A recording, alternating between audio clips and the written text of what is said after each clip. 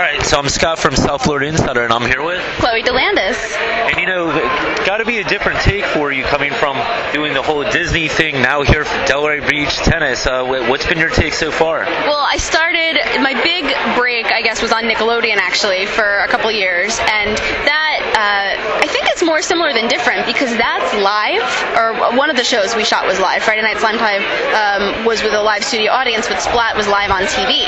So you have that to consider. You have to watch what you say because it will air. And you're working with people, and the difference, I guess, would be there I was speaking and reading a script and reading a teleprompter. Here I'm singing. So, the music is the focus, and that's what my heart wants to do. So I'm just singing now. So do you find yourself improvising a lot more, like just kind of getting a feel of the crowd and going with the flow? Yeah, you definitely have to tailor make each show. So with this, we had a crazy storm this morning. So, I was using that and kind of playing with the small crowd we have, but they appreciated it, and they came out, and we came out. So I think you can make lemonade out of lemons in any situation if you have, people listening. And trying not to get knocked over by the wind. Oh my gosh, did you see me? Yeah.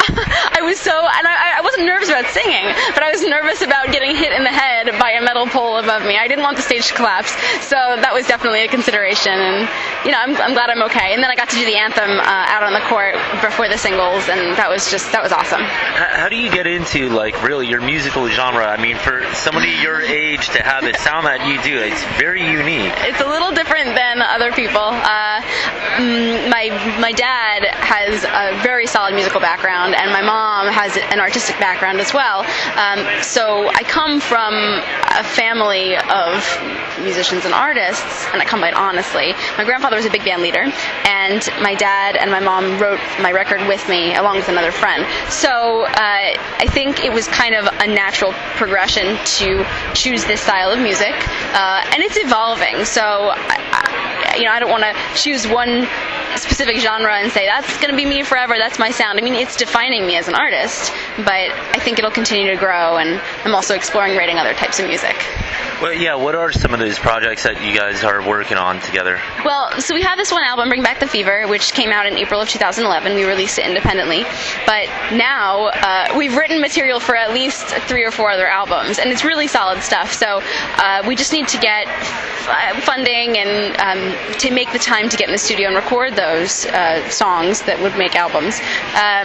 So the focus, though, now is to keep promoting what we have, because a lot of people haven't heard it, and I think once the audience is more defined, then they'll be able to appreciate what I'm doing and kind of follow me as I progress in my career, and then they'll hear the country project or the more soul-oriented project.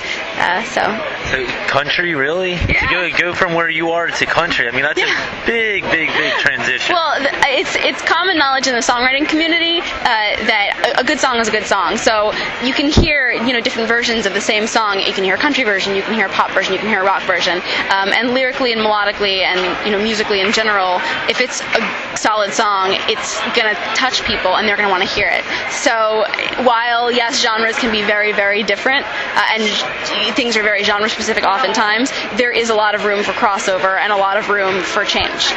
Which is probably why you hear some lyrics go from a country song to even a rap song and various things like that. Right, and I think that's kind of the neat thing about the internet as being the main tool for musicians now.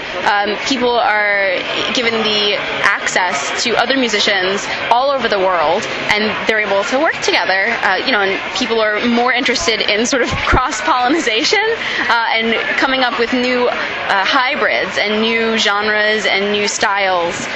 So it's an exciting time to be a musician, for sure. So for fans or just people in general interested, where could they go and check out information on you? The most interactive way for me is Facebook at this point, and I'm on Twitter as well. You can go to ChloeDolandis.com, and that'll give you everything. My physical CD is for sale on Bandcamp, so if you Google Chloe Dolandis and Bandcamp, you'll find copies, but not a lot of people want hard copies.